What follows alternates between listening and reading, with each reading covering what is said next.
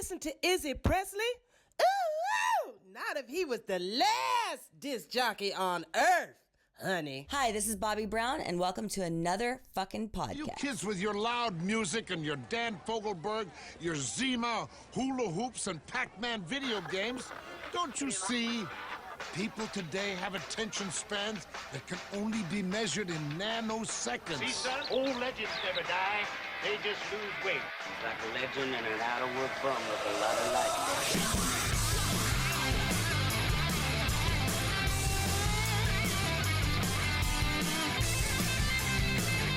Hello, you crazy dick fucker! Party time!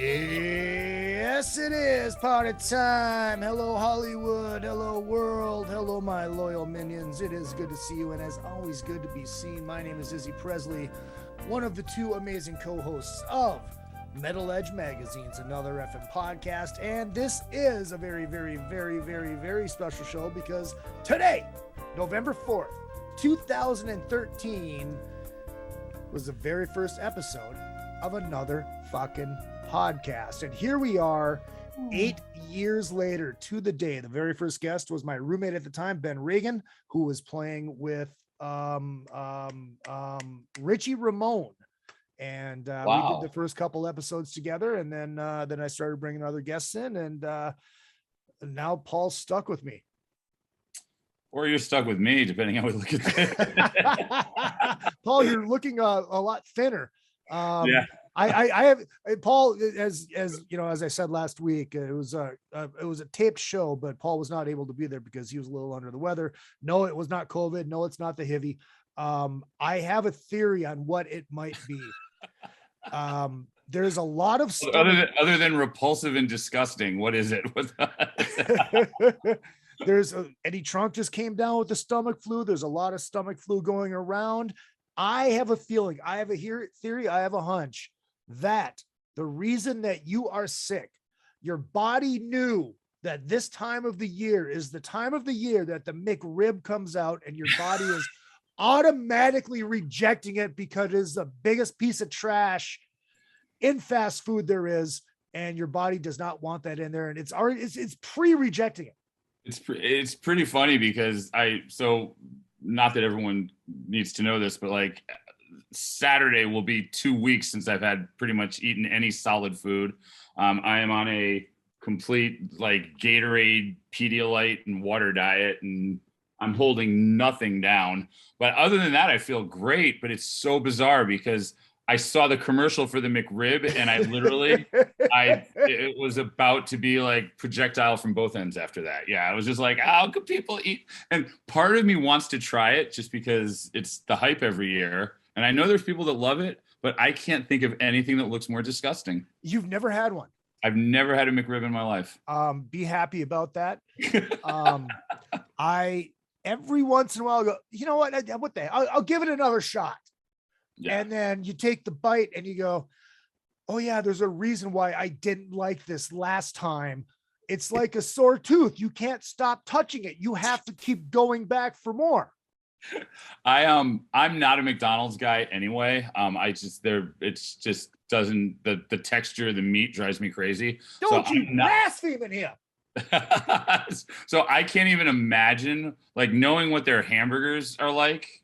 I can't even imagine what eating a McRib would be like, because I'm imagining it's like somewhere between the fat on like a rib and what falls off when you're cooking it, like that. Yeah, it's congealed together. It's not good. Don't make yourself sick again, Paul.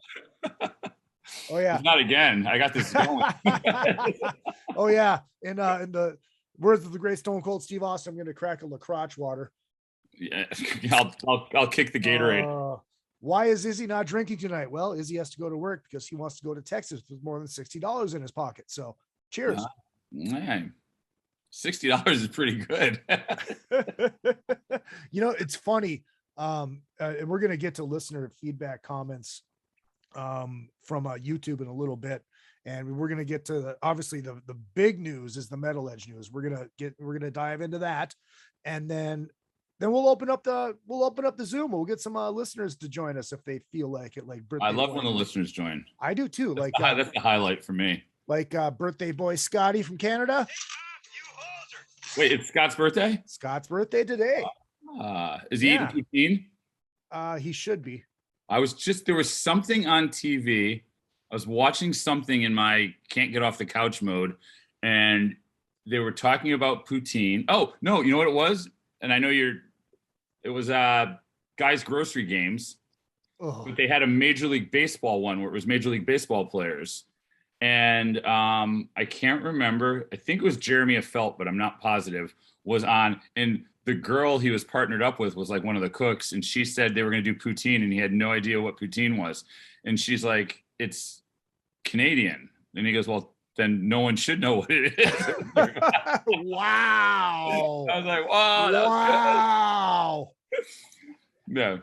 Wow. Like, it's French fries with a gravy. He goes, well, then why don't they just call it French fries with gravy? And she goes, well, it's Canadian. And he goes, well, then people really, do they need to know what it is anyway? Like, nice. Oh shit. Yeah, but it was funny because we're gonna, like I said, we're gonna get to YouTube question or feedback in a little bit. But somebody had commented on one of the videos. I don't remember which one. It says Izzy is always drinking, and I'm thinking, hey, well, you got to keep the continuity going, Not always drinking, because sometimes you have to reach for a new drink. That's right. Sometimes I have to pour another shot. And I will say this, having gone out quite a bit with Izzy, since the People's Republic of California has opened back up enough for us to be able to go out and be social human beings again.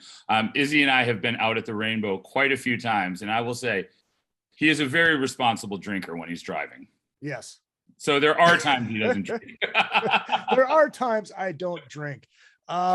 Really quick, make sure you guys hit all the social media. Metal Edge Magazine on the Instagram.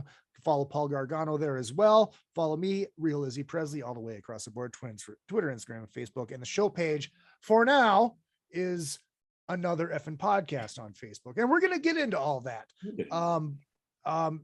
Thank you, Stevie Rochelle, for posting the news. Did make Metal Sludge. So why don't you describe what is going on with Metal Edge, what has happened over the past few months, what's been going on behind the scenes that you're able to talk about.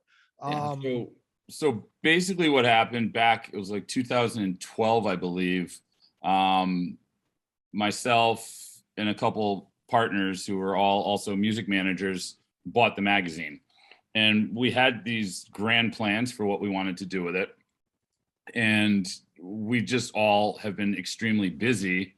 And the hardest part sometimes is just getting started, and you just can't get that momentum going. And, again, I was at Century Media at the time doing the record label thing, and everybody was managing bands, and we didn't have the time. And then I had a bunch of medical stuff happen. So the magazine just basically has been sitting, and we haven't been doing anything with it. And there've been these little ideas, but again, life gets in the way. So we have recently been acquired by this is like the dream situation for me. It was Project M is the name of the company, and they own Revolver, Goldmine, Brooklyn Vegan, The Hard Times, and Inked. They're a huge like media company in our world. The owner also has a record pressing plant, Sunshine, I believe it's called Sunshine Vinyl down in Miami. I might have that name somewhat off as Sunshine something. And he's got all these other interests also. I know he's just opened a bar in Vegas. I believe it's in Planet Hollywood. It's a really amazing company. And what they did with Revolver is phenomenal. And we're basically kind of following that model with Metal Edge. So when Revolver came back, we're very heavily online. It's going to be a huge online presence. And we're starting to build that back up already. I mean, just little things like it hasn't even been a week yet since we went live, and we've already like over 70% increase in Instagram followers. It's just, they know what they're doing. It's a great company. There's a Metal Edge store opened now at shop.metaledgemag.com. The goal is to have like a one-stop a one-stop shop for rock fans, vinyl fans. I mean, this has been, it's amazing. Every week I get vinyl. I get all the releases. I think we just did the week of December 17th. So we go down all the releases. We decide what we want to stock in the store. It's a fantastic opportunity for the magazine. We've got a very, very big name. I'm not going to reveal who that is yet, but we've got a really big name on to do the heavy lifting for the content. Given what I do with management and everything, I can't be writing all day, every day. Yeah. So we've got somebody people will be very excited by, who's going to be handling the content for us. And I'm excited. I mean, this is, to me, if you asked me to put my dream team together, I could have never put a team together as good as this is. So It's fantastic. Nice. It's a good, started with the shop. We're rolling up into content that'll be coming soon, but just baby steps. Mm-hmm.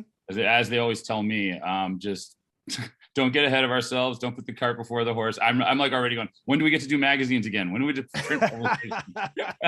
Right. We'll get to all that. It's just, right now we're basically taking a title that's been dormant for just 2009, I believe, is when it went out of business. So it's been 12 years dormant, and we are just bringing it back. So that's a bit of a chore in itself. Well, it just goes to show what the name is because of what it's done for this show in the past 6 months. And thank you. I mean, thank you. Thank you. Well, it was one of the things, and this was, I think the show helps with all of this too, because it's just the notoriety. It's getting out there, getting in front of people, and reminding people that there's the brand's existing, and then and like what's so great about doing this podcast with you is we both are we're cut from the exact same cloth when it comes to music stuff. Right. Same thing. The guy who's going to be doing content for the site, he's one of us also. And it's really interesting because when you get people that respect the music and respect where it came from and respect where it still is, it makes it a labor of love, not a job. And that's right. Like at the end of Metal Edge for me, it was a job again. When I left, I was miserable. I hated it. And it's just so awesome. I actually look forward to getting on Zoom meetings every Wednesday. It's just a fun group of people. As opposed to getting on Zoom meetings other nights of the week. Well, no, I hate Zoom. I'm like, I like, look, how awkward can I look on video? Let's find every week I find a new way to look awkward on YouTube. But it's like I actually look forward to the meetings. They don't spend, unlike record labels where you usually spend 4 hours talking about nothing to make yourselves feel busy. We get on these meetings and it's like just 35 minutes. Everybody talks, everybody's off, boom, get back to work, do your thing. It's like everybody gets it. Everybody's got they're coming from the same place, all similar mindsets. Everybody loves music. And that's really cool. And I've been joking with Brandon from Revolver that it's nice to actually be allied with the person that put me out of business because well, that's good. That's worth a Pat Fontaine laugh. But no, it's great. And obviously I've known about this for a little while, and me being the good sport that I am and the person that can keep a secret. I obviously didn't spill the beans, but because that wasn't my place. And then I wouldn't be doing this with you anymore if I did. So it's like there's obviously a lot we're working on, as far as like partnerships go and everything else. I'm really looking forward to hopefully, a meeting tomorrow with the organizer of M3. I'm hoping to really get involved and do stuff with, Larry and the Monsters of Rock entities. Yeah. But the podcasts are a great example. We've got 6 brands at the company, 6 different magazines, and they all have podcasts. So now hopefully what we're going to be able to do is like unite all of our podcasts together and put things, put us in a situation where, we get power in numbers and, we get just right across the board, just increase everything and take things to another level. Right. So I guess that means somewhere in the somewhat near future, we don't know when, this podcast will be moving platforms. We're probably, it looks like, because right now everybody, like the Revolver podcast is in one place. We're all in different places. So the object is going to be to take all 6 of the podcasts and put them under one roof with a company that specializes in music marketing or music podcasts or something. But yeah, that's where we're going. So it'll be, and that way, again, it'll just help with, exposure, more listeners, more eyeballs, everything. Yeah, absolutely. And that does mean that unfortunately the live broadcast is going to have to come to an end at some point, but that's okay. I mean, unless we can figure out, like, yeah, we got to figure this out. We'll figure stuff out. I'm just brainstorming on the air here. I mean, there's a way we could do it. We could record the audio and do like a Twitch thing or something like, I don't know. I mean, we'll figure it out because Yeah. There's shows that should be live. Like in December, when we do December 20th, when we do the Listener Drunken Summit again, that one should be live. Well, I think that's important. And I think we can figure that stuff out as we go along, but it's and I do think there's the nice thing is we all understand what makes all of our brands a little bit different. You know what I mean? Right. There's not, obviously Brooklyn Vegan and Metal Edge aren't the same. Obviously, Revolver and Metal Edge might be closer than people realize, but at the end of the day, we're also very, very different. One of the things I love and that I never want to get too far from, I said this in the post I said about it, I'm looking forward, like the vinyl element of our web store is a huge thing for me. One of the things I love, and I was at Hinckley, and I don't remember their names because I'm horrible with names, but I was talking to two kids. They were like 12 years old, 13 years old. And we were talking about vinyl for like a half hour. Oh, I love it. It was literally like kids. And they were like, I can't remember what it was. Bad English. And the kid was all excited because he just got Bad English's album on vinyl. And I'm like, you need to introduce me to your father, because I was like, you did a good job with these kids. But like, one of the things I enjoy the most about going to shows and, being on the road is talking to people. And that's that's the element of it. Because at the end of the day, Eddie Trunk says this all the time, and I couldn't agree with him more. We're all fans. That's why we do this. Exactly. I mean, like, we could literally make more money. I can make more money managing a Walmart than I make managing a lot of the bands I manage. But and that's not, I'm not saying that to be mean. It's I know. I don't know if anyone, that's the business. I don't know if anyone's seen what like Walmart managers make, but they don't, they make money. What's this money you speak of? You speak of? Yeah, but it's like, we do what we do because we love it. And that's, it's part of it's in our blood, and loving it as much as we do, it's awesome to sit and talk to fans. I mean, that's what makes it, and, really exciting, knowing absolutely. That, hey, having somebody sit and just dork out with you about Hurricane, or, right, oh my God, the first time I saw Faster Pussycat, or the first time, or like, Jonathan Denai from Anthrax and I realizing we're both just enormous Bon Jovi dorks. It's just like, that's what's so much fun about being a fan. No, absolutely. Dude, it's funny. You bring up the vinyl thing, and this happened. This is for all the music geeks out there. So one night when I was drunk on Zoom with Scotty and Lori and whoever, and I don't know how we started talking about Buddy Holly, but I ordered a Buddy Holly's Greatest Hits. But like, I should order Bobby V at the same time. Two different people, two different sellers. They both showed up on the same day. Now, here's the irony of that. Bobby V got his break filling in for Buddy Holly the night that Buddy Holly died. And the irony that they both showed up on the same day at the same time was pretty cool. Wow, that is cool. And that was pretty recently, because you posted that on Instagram recently, didn't you? Yeah. So that you just ordered those. Yeah. Not too long ago. Yeah. Yeah. Now then what just came in the other day is my Ace Frehley Trouble Walking cassette. Yeah. Where did you get that? Was that an eBay find? It was an eBay thing. Yeah. Speaking of Kiss really quick, Brandon Fields, who was on this show, says, hey, Izzy, did you see that Bruce's band played X and Sex on the Kiss cruise? Yes, I did. And we can all agree that is the best non-makeup song there ever was Let's Split the X and Sex. Paige Gregory, hello, welcome back. It's good to see you. So yeah, I think we've covered all the bases. Is there anything else that we need to cover as far as the Metal Edge thing goes? No, because we can cover it as we go along every week. Yeah, this is true. But yeah, check out. But I mean, if you're a fan, if you're a collector, check out the Metal Edge. Check out the shop. Give me feedback. Like if there's stuff that you think should be on there that isn't on there, or let me know. I mean, it's pretty amazing. I mean, we have an exclusive Motley record up there right now, a live recording of it's an exclusive vinyl live recording of their last show. I should probably own that because I was there. Were you there? Yeah, I was there. I'm Stevie actually Rochelle. oh, you were with Stevie? Yeah, he bought the tickets. Oh, that's awesome. I am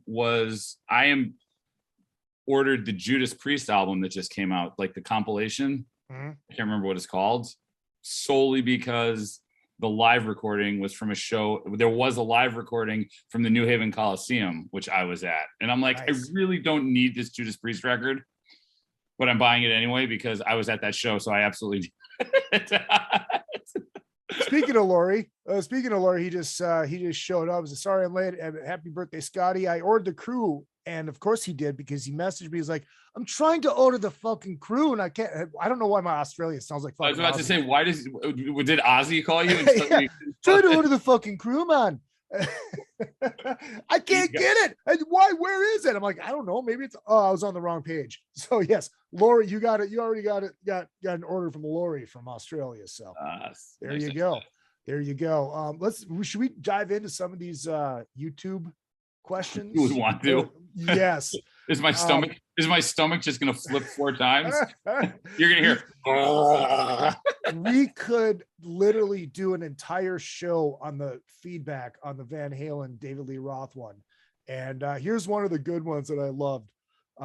Hagar turned Van Halen into a slightly heavier journey. David Lee Roth's lyrics smoke Sam's all day, every day. Well, I wouldn't argue with that. That's a fair. You can't argue with that. I do have to say, I got to pull up my notes here. Hold on, I got to look at my. It's here somewhere. Okay, Carlo on Instagram. His name's Carlo C. Perazzo is his Instagram tag. He had a really good idea. He said we should do OU812 versus Skyscraper. And I actually like that idea. I love that. I love that idea too, because that's a bloodbath. OU812 eats it. I mean, you've been saying the last one was a bloodbath, and it wasn't. That's a good point. That's a good. No, you know what? Actually, Lori had that idea as well. Did Lori? I like that idea. Yeah, I guess I'm not opposed to that. It'd be fun. I don't know how they match up. But figure it out. Yeah, we can always figure out. Oh, Scotty checking in on the birthday boy. Does Metal Edge and other podcast need a street team for the upcoming MORC? Love to help with anything podcast Metal Edge on the cruise. You can help with anything you want, Scotty. You can help with anything that you want. Here's one. Okay, so that last one is from Jeff Patillo. That was from a week ago. Here's another one. Keith Fotheringham. Fotheringham. Sorry, I butchered your name, but it's what I do. Here's the problem. Except for Izzy, this panel is clearly slanted towards Dave Solo. You spent the whole intro talking about how much better Dave the Clown is than Sammy Hagar. I'm with Izzy on this topic. Bless your heart. Especially the comparison between these two albums. Don't get me wrong. I love the first 4 Van Halen records. But for me, the next 2 were just a few good songs and lots of filler. I love Sammy Hagar, so I don't think that has anything to do. And I think after Skyscraper, it does become a Sammy bloodbath. But I have nothing against Sammy. I just like Dave. I love Dave too. I mean, I love them both. You want to know one of my, oh my God, just so related to the two of those, one of my a Sammy and Dave story. So back when I was at Metal Edge, some people might remember this. When they did the Best of Both Worlds tour, where it was Sammy, I think it was called Best of Both Worlds, when it was Sammy and Dave toured together. Yeah. You remember that? Yep. All right. So Sammy and Dave toured together. I did a Metal Edge cover of Sammy and Dave together, and I interviewed both guys. And it was like a 15 page article, because it was like, each interview was like 7 pages long or something, 7 or 8 pages. The printer fucked it up and didn't print. Like they missed one of the sections of pages in the printer, and the end of the interview never ran. Oh no. Yeah. That sucks. That's one of, there's very few things that I vividly remember just as like bad. and that wasn't even our fault. That was just right. Us up. But I was like, here's another one I like. Chris Volsto, Volksto, Volksto. I think that's right. Izzy is absolutely correct. 5150 is superior, even with freaking Hagar, who IMHO is terrible. I don't know. I'm too. In my honest opinion. Can't you just type that? In my honest opinion is terrible. Okay, your DLR is 3/4 filler and cover tunes, like I said. While Edward obviously wrote everything. Blah blah blah blah blah blah blah blah blah blah blah blah blah blah blah. Izzy was right. Blah blah. Izzy was right. Blah blah. Izzy was right. Oh, here's one that you might be able to comment on. Phil, this is from Michael G. Phil X's comments are interesting considering he joined a completely neutered Bon Jovi when you think he would have been all over Van Halen's direction on 5150. Bon Jovi was a great rock band back in the day, of the best, except he spelt it like the band Except. I'll take Van Hagar any day over the post 2000 Bon Jovi, especially after Sambora left, blah, blah, blah, blah. Not only does Van Halen with Hagar shit all over DLR solo, it does with Bon. I don't think this is Michael G. I think this is Dennis. Izzy P? Is it Izzy P? I think this is Dennis Waldron commenting as somebody else because he really hates Bon Jovi.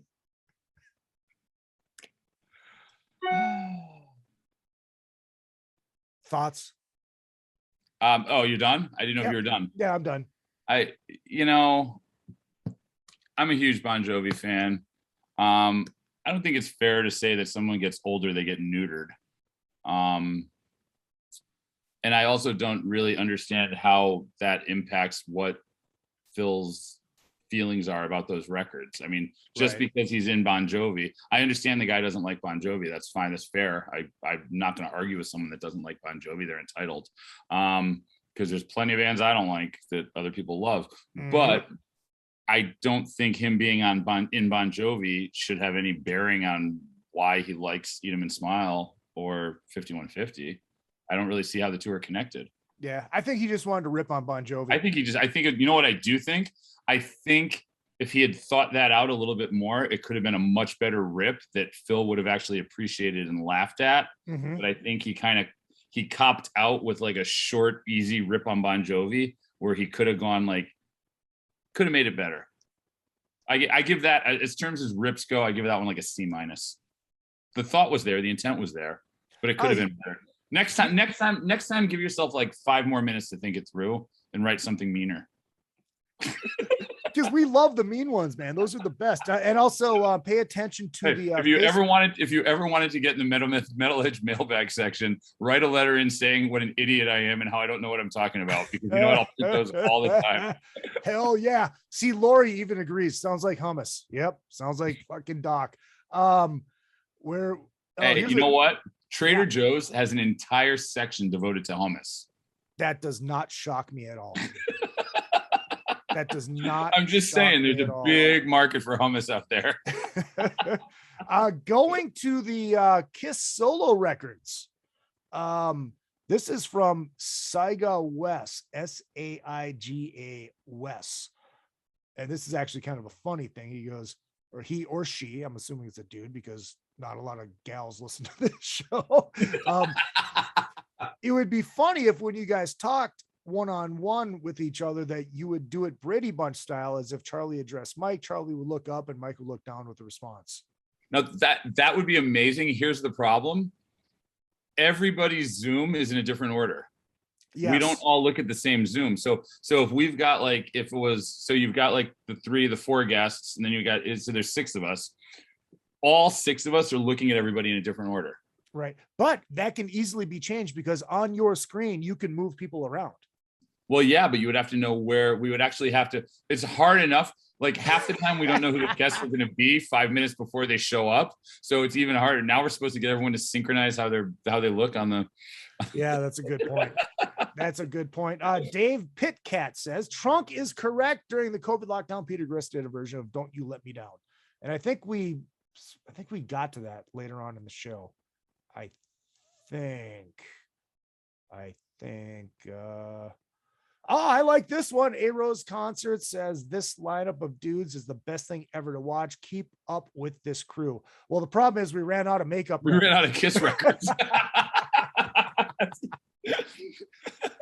We ran out of Kiss records, so we have a slight problem because all three of them said they refused to do non-makeup Kiss. Byron's music reviews. I like this one. I agree with Izzy's. Peter's album take is really underrated. If you just take it for what it is, it's a great record. You Matter to Me kicks ass. Not sure if Peter's on drums on that, but I love the drums on it. See, Izzy's right again. And we did get a lot of props for the tributes to Norm Macdonald at the top of the show too. So here's one. Keith Tietjen. Okay, you guys definitely made me go back and give the Peter Criss album another listen. I don't think I had listened to it since 1980. Much better than I said on my response to Mike Portnoy's Facebook post. Next up is listening to Paul's again. Well, you're gonna realize that fucking Peter's is superior. That's all. What else do you got for notes there, Paul? Do you have any other Instagram notes or anything? I do not know. I just nearly spilled up water. Let me look. I do not no, most of my notes are upcoming things. Okay. Most of my notes are upcoming guests and stuff like that because I've got a schedule that has the dates and who's supposed to fit where based on album releases and stuff. But hey, I also have a note here that we should make another fucking podcast, record mats, vinyl mats. I love it. Here's a great one. Christian Ruiz, nerdiest podcast ever. Agree. Peter's album has aged well. I go, you do realize I take that as a compliment. And he responds with, yeah, please. I love this sappy things. Okay. Roy actually texted me, and it's so funny because like Roy texted me the other day, but I'm going to pull it up because I'm sure he won't mind that I'm reading it. Well, let's see. Where did,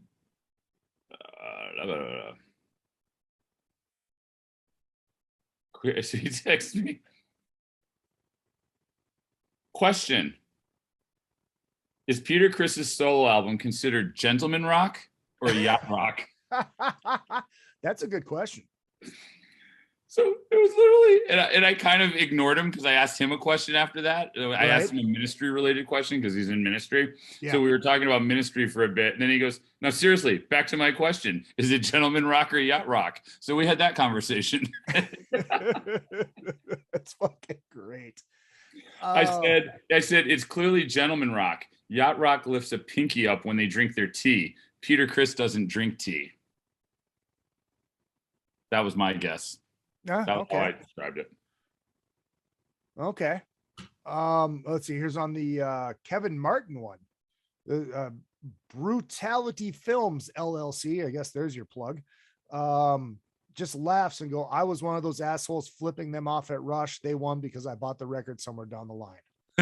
A lot of people bought that record somewhere down the line. I'm gonna say this again. That album, Wolves, it is. I cannot stop listening to it. It is literally my album of the year. It might be my album. It's not. Forget. It might be. It's definitely my album of the last 2 years. Might be my album of the last 3 years. I like that album. Is so amazing. I am very excited now, Paul, that I was able to calibrate my my record player, so everything plays the way it's supposed to play now, instead of just a little bit too fast. So now I am really excited. You should hear "I Was Made for Loving You" on that thing. It's just I was going to ask what "Too Fast for Love" sounds like when it's too fast. Oh, the best is we have the test printings for the Mike Dawson, the Smoking Kills record, Last Honky Tonk Hero, which you can get now at smokingkills.com and see us in Austin, Texas tomorrow night. Is the vinyl out yet? No, but we have a couple test pressings. Should be out in February. We said we should have it. Okay. But I put that on before I calibrated it, and Dawson sounded like a chipmunk. It was hilarious. I love it. Oh, here we go. Hold on a second. Wait, you're playing. I wanted to ask you this. So you're playing Austin tomorrow. Correct. Would you fly early? Yep. Dawson's picking me up at 7:00. Wow. Okay. Yep. And we get back tomorrow night. So it means I'm going to miss Y&T. Wait, you get back tomorrow night? Yeah. You play and come back in one Oh, day? no, Saturday. Saturday. Okay. Saturday. All right. Yeah. So I'm going to miss Y&T all weekend, which sucks. Um, From the same show, Mike DeGarmo. I love Paul Gargano's interview skills and have ever since Metal Edge. But every single interview I see him on this channel, he looks more and more like Mickey Rourke's character from the movie Barfly. I haven't seen the movie, but now I'm gonna have to watch it. Is that a reference to the fact that I grow beards faster than Fred Flintstone? That could be. I don't know. I've never seen Black that circles one under as well. my eyes. I don't know. I mean, if you would have said the wrestler, I could tell you this: I've lost 14 pounds since the last time we did or 15 pounds since the last time we did a podcast. So that's probably not helping me much either. Did Chipotle come out with that fucking lose weight burrito again?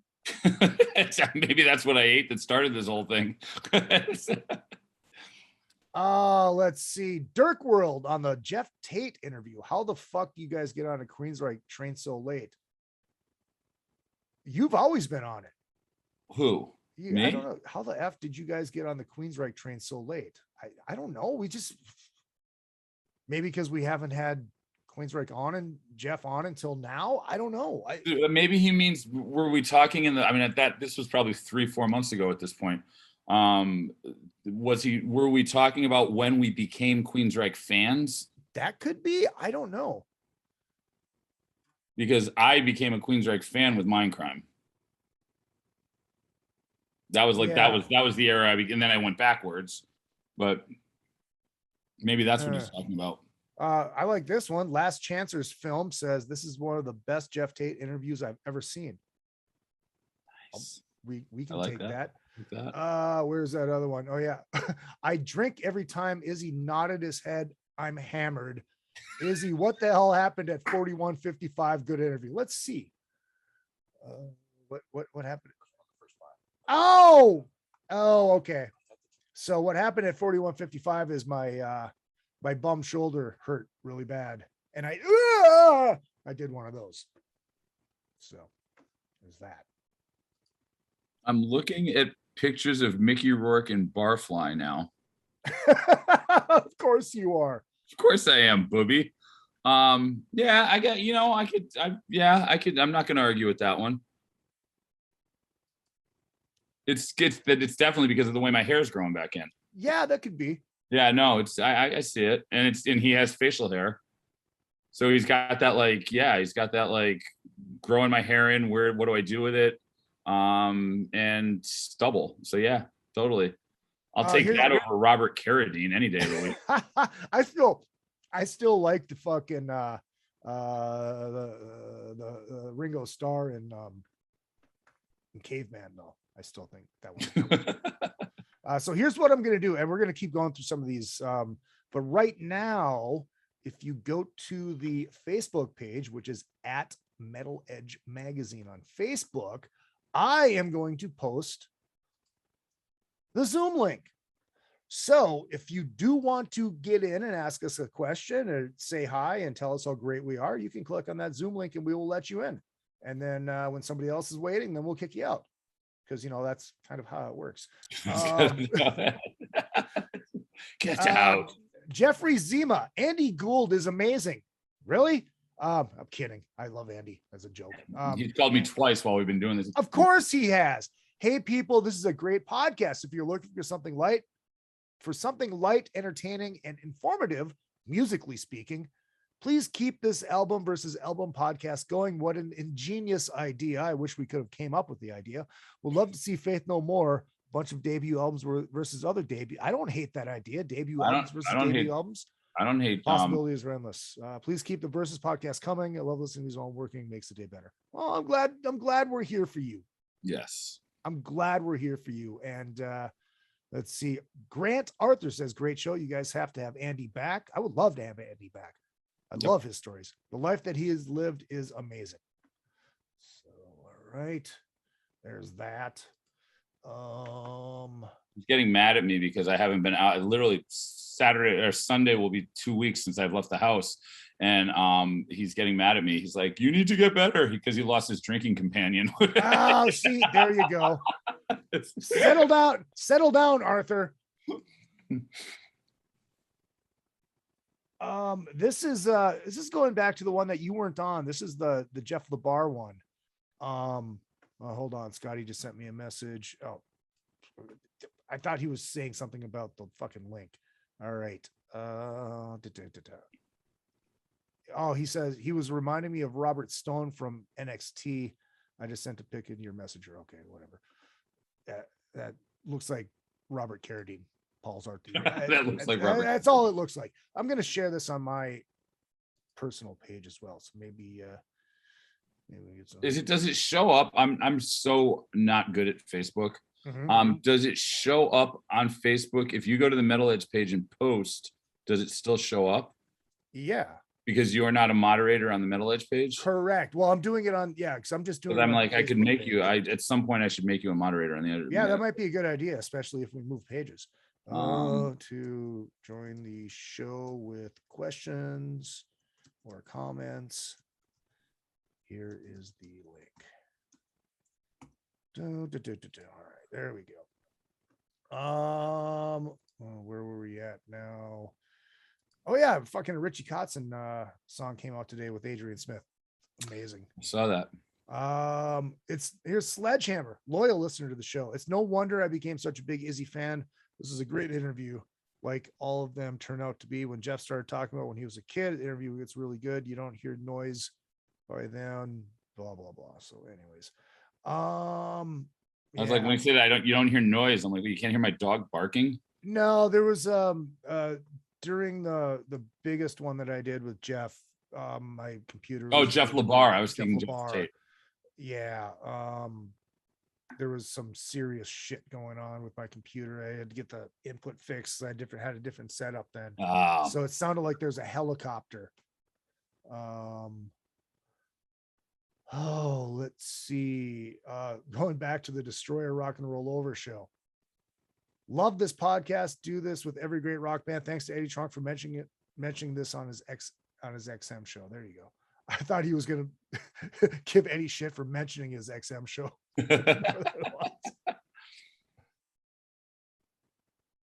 Jeffrey Zima, Izzy, I don't know whether you read these comments or whether your comrades have time to or not. These episodes, you compare the Kiss albums are killer. How about doing the first 6 or 7 Kiss studio albums against each other? Alive versus Alive 2, same cast of characters. See, the problem with Alive 1 versus Alive 2 is you got the side 4. Mm-hmm. So I think we're gonna have to. I think we must see.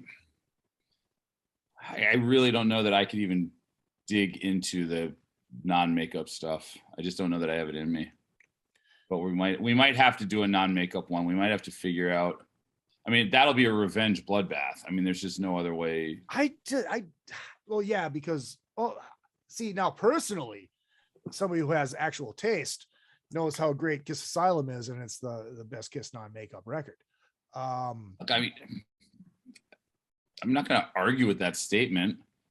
You're talking about non-makeup Kiss, so you're basically calling it the tallest midget. Yeah. Oh God, let's see. Fun fact, guys, Great Expectations is a riff piece from one of Beethoven's symphonies. My ex was a music teacher and played the piece to me. I've actually been getting very excited about the Destroyer album, the Destroyer.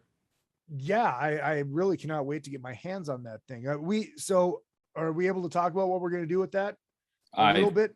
Yeah, I mean, we can. Yeah, I mean, obviously everything's subject to change all the time, but yeah, of course we can talk about it.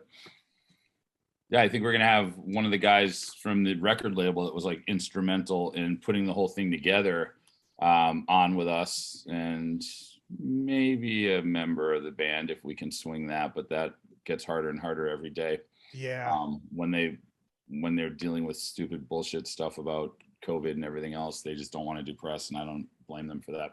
Yeah. I suppose I didn't even think of that. Yeah, it's tough. But yeah, so so I think we'll probably have a whole episode devoted to that album. Marty Martin, why this channel has so little views and subscribers? It's great. I wish I had the answer to that question. It sounded like he said why this channel has so few subscribers. It's great. That's why it needs to be crap. See, I like Aaron Marcus too. Week in, week out, top 5 podcasts. Izzy and Paul, fantastic job. I love this. I love getting stroked.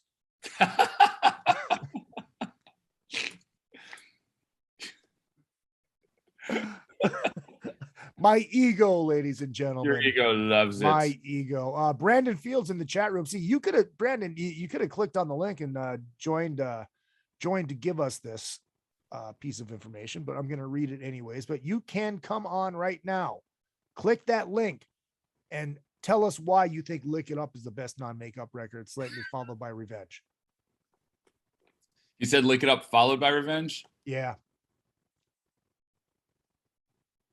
I could make an amazing like double album hits of all the greatest hits of the non-makeup, and I'd be thrilled with it. I just feel like there's at least half the songs on every non-makeup record that I just am not big fans of. But then there's other ones I love, but there's ones I love.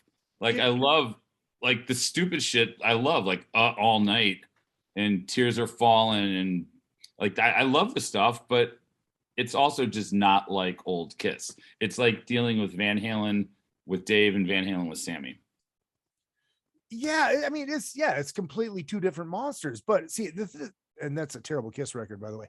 Yes, it is. Yeah, somebody suggested we should do Monster versus Sonic Boom, and I said absolutely not. That could actually be pretty funny. It could be, but it would be the longest anyone ever devoted to both those albums. That's an absolute true statement right there. But Paul, see, this is the thing. When I went back and listened to these non-makeup records, I realized how good they are. You know, stuff that you might not have appreciated then. Like I sit down with Asylum and I was like, fuck, this album's great all the way through, except for maybe one song. Asylum. Okay. Oh no, I'm sorry, Animalize. Asylum top to bottom was amazing. I thought Asylum was favorite. Asylum is the best, the absolute best. Okay, here comes Brandon Fields from Minefield. He is going to explain to us why. Oh no, it's Lori. It's Lori. Nice, Sideways. The only time I've ever been happy to see a face mask. I love it. Fucking Ward. What's going on in Australia? Nothing, man. Your boots really stink, by the way. That's why I'm wearing this, man. One quick question. Yes. Where are these t-shirts? Come on, guys. Let's get them out. We got to figure that out. So the problem is because a company, we didn't get them out before the sale went through. So now there's issues with, but we'll get them. We'll get them out there. Yeah. We'll do it. We'll get them. Yep. Lori, did they give you an estimated date on the arrival of your Motley Crue record? No, because it was a pre-order over here. Oh, Pre-order. Oh, okay. Yeah. When does it officially release, Paul? Let me see if I could, off the top of my head, I'm not sure. I want to say December. Yeah, December 3rd. Okay. I believe December 3rd. Well, that gives me. So hopefully it gets there before Christmas. That'll be good. I mean, how long does it take to get? I mean, it's probably going to take what, 2 weeks to get there once it ships. Being the Christmas period, it will take a little bit longer as well. You might have it by Christmas. It'll be good if I get it before Christmas. That'd be awesome. Yeah. Get it so you can show it off on December 20th. I can play it. Yeah. That's right. Yeah, so I you got can that play it day too. off too. I had to work for that one. I haven't heard it yet. Yeah, I haven't even heard it yet. It was just I knew right when we were told right when the sale started to go through that we had it queued up as an exclusive. So that was I haven't even had a chance to hear it. Oh, good day, Bridget. Sorry, didn't mean to not acknowledge you. I apologize. I feel like an asshole. No, that's okay. You are an asshole. I was just listening. We love you, man. Well, love you and leave you. I like Love that you mask. guys. It's a cool mask. Have a you great guys. show tomorrow Yeah. night, mate. And if you're watching this out there, you can order one of those and on Teespring. I think they're still available. Oh, is that that's where it came from? Okay. Yep. Yeah, they're made from Izzy's underpants. That's yeah, that'll On cure that note- COVID and everything that hasn't even been invented yet. Yeah. All right. Thank you, Lori. All right, buddy. All right. And see you later. and this is going to be the last one because I do actually have to go to work at some point here. Brandon Fields from Minefield joining us. Brandon, how you doing? How's it going, fellas? How you doing, man? It's good to see you. And Brandon, we just saw each other in Nashville in August. We did. And, We did. had a good time. Actually got to talk to somebody else today that was there. So I posted that video of me doing the elephant gun solo off Edelman Smile. Well, Billy fucking Sheehan actually watched my Instagram story and then messes me nice with a couple exclamation points. So I was like, all right, completed my compliments for the year. That's the only one I need. There you go. So Edelman Smile or 5150? I'm a Dave guy all the way, so I'm definitely going Edelman Smile. I love Dave's solo work, not even just the first two, A Little Wayne Enough, and the fourth one had like She's My Machine on it and everything. Dude, I fucking love Dave's solo stuff. All right. Yeah. All right. Yeah. All It right. got I loved all of it. The later Dave solo records to me got like Kiss makeup stuff where I could take like you could condense it into one album. You could take like 4 records and condense them into one, but it was I still love Dave. He rules. Oh, it's all awesome stuff, man. And I put it in the comment section on there. David Lee Roth actually has more platinum solo albums than Mr. Sammy Hagar if we're going to get into album sales and I did everything. not know that. I did not know that. That is Hagar has 2. The first 3 David Lee Roth solo albums with platinum, which A Little Ain't Enough was the third one. So he actually outscores him on the platinum solo records too. Wow. And of course, we know the numbers with Van Halen aren't even close. So I have a question for you. let's hear it. Elephant Gun against Love Walks In, because I'm looking at the score sheet. So if you put Elephant Gun against Love Walks In the Edelman Smile versus 5150, are you picking Elephant Gun? Of course. What do you mean? Dude, that's like one of Steve Vai's fucking best solos, in my opinion, man. That is a brutal solo. That's why if you go watch the YouTube video of me playing that, where it's kind of a little longer, the face I make at the end of it when I'm like, oh, holy shit. Like, even surprised myself that I was even able to play that. Dude, I'm taking that every day.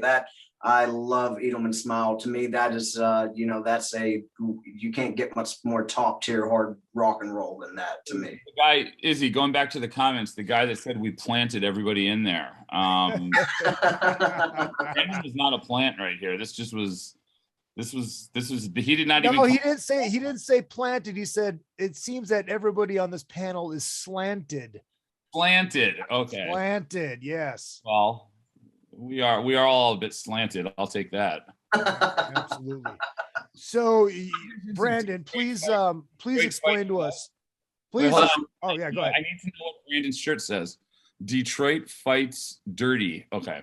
It's just a merch company about Detroit. They used to come when I played in Whiskey a Go-Go. They would come out, and I think one of the guys in the band was partners with them. So good shirt though. So when your weight fluctuates as much as mine, you've got a wardrobe for when you're fatter, and then a wardrobe for when you're slimming down for gigs and everything. So glad I can start wearing this again, as I've been dropping some of the COVID pounds here recently. Nice. How can I lose about 40 pounds before the show tomorrow night?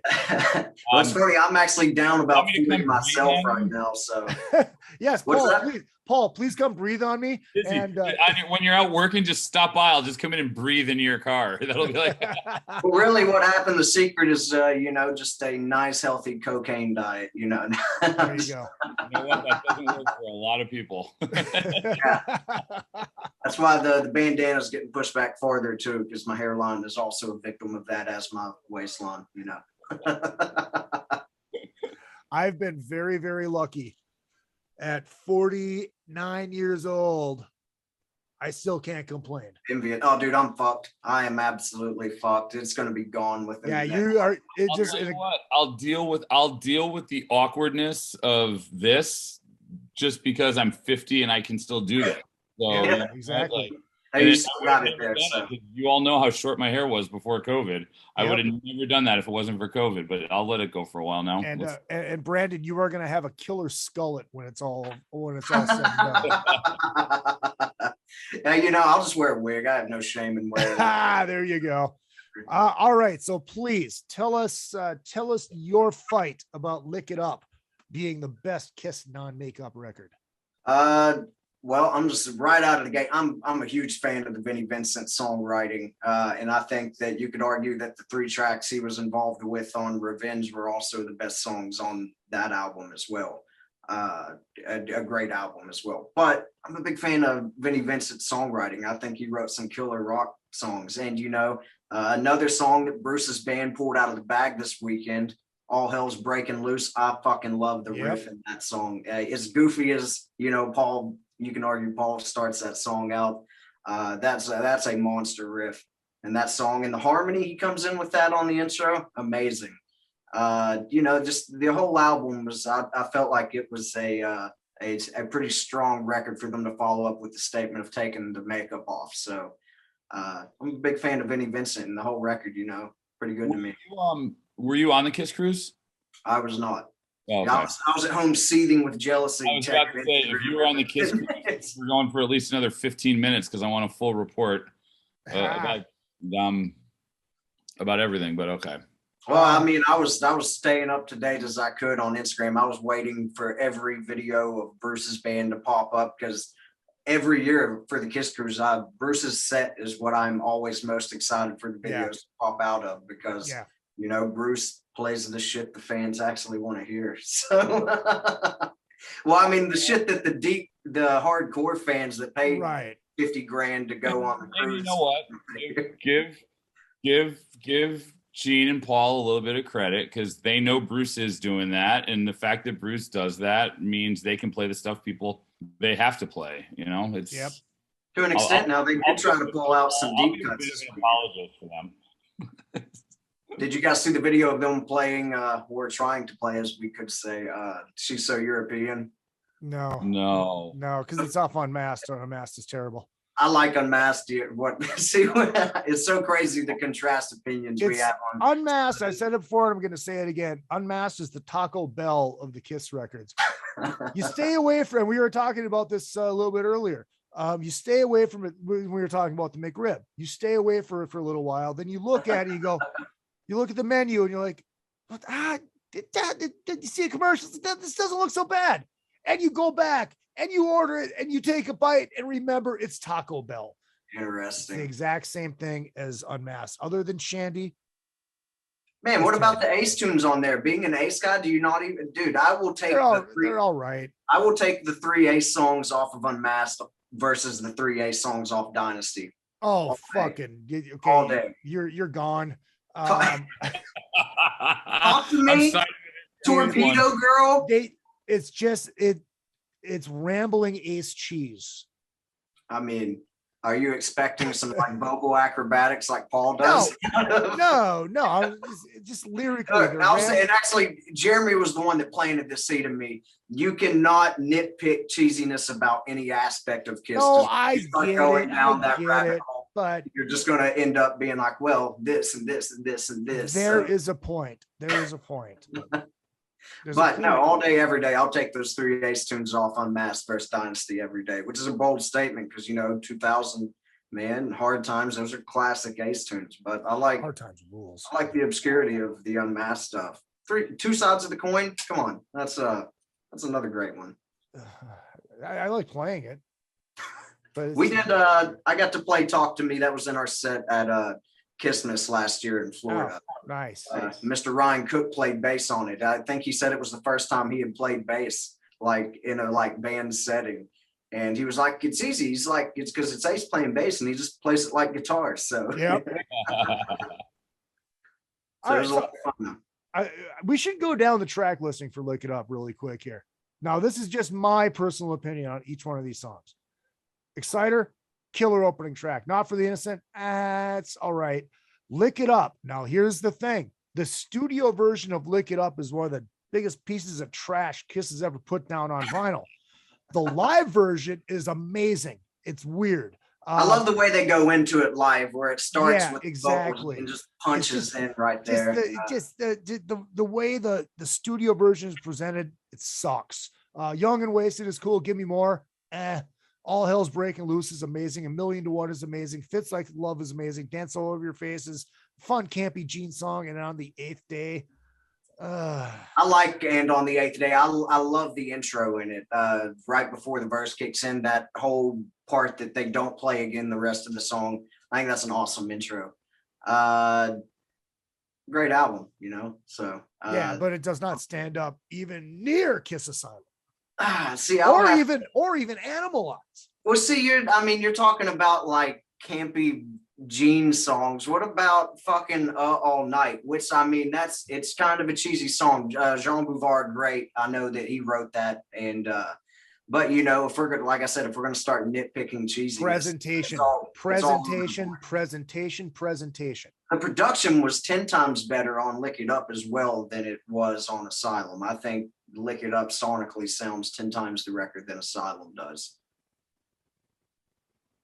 I feel like they're very different records. They are. It's so taste wise, if you love one, you're not going to love the other as much. Well, Lick It Up is definitely a way step higher for me. But actually, I was listening to part of Asylum earlier today. King of the Mountain, that's a monster fucking track. You could put that on any of those non-makeup Kiss albums, and you could argue that's the best song on any of those records.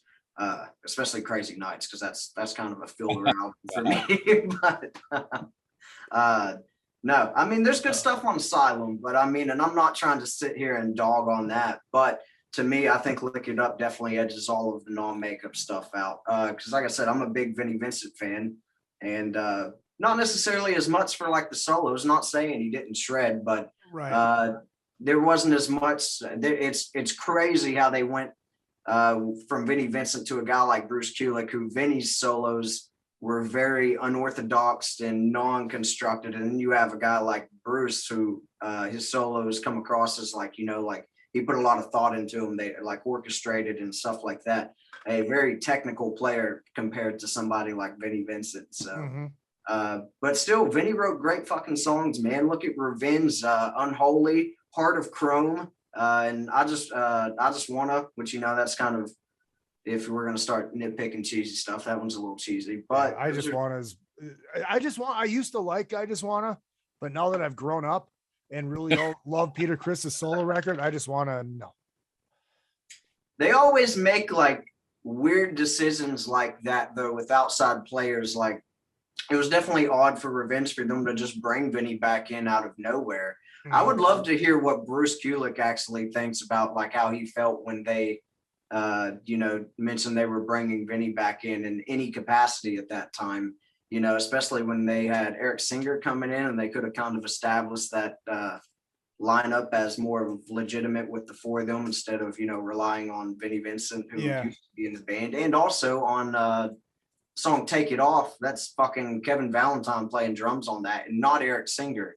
They just make random decisions like that. And then the ballad, every time I look at you, Bruce is playing bass and Dick Wagner is playing the solo, which seems to be every Bob Ezrin Kiss record. He brings in Dick Wagner for a solo. I do really enjoy that song. I really like that song. I thought it was a very good song. But as far as the Kiss ballads go for the late 80s stuff, I definitely dig that one.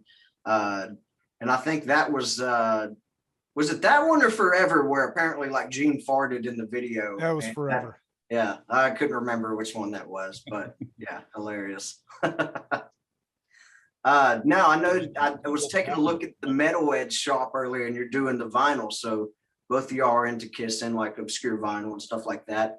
And going on Lick It Up, do either one of you have the Japanese copy of Lick It Up? I do not. No. That's one of my favorite vinyl I've got. I know it's hard to see back on the wall back there, but because it's all dark. But it's got the obi sleeve where they put it over there with the band and makeup because they didn't think it would sell in Japan without the makeup. I don't have that.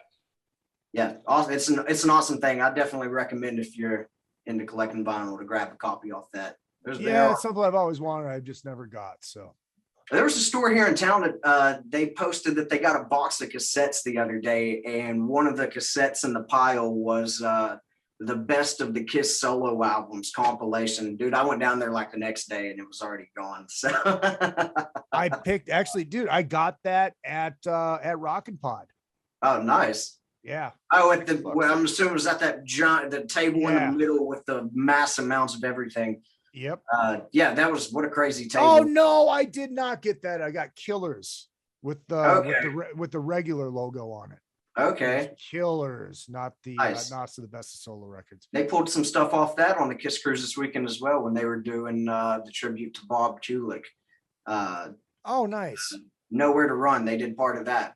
Oh, that was a fucking great song.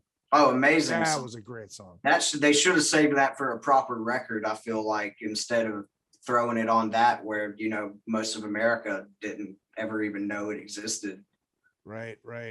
Here, just really quick. I did get a shout out on Twitter earlier today, and I want to give this guy a shout out because he has been going back and like binging the show. I got ways down here. And also a quick thank you to Carrie Stevens, everybody at Monsters Rock, for letting me come sit in with them today. It was a lot of fun. Christian RG, as he's at RGXTT player.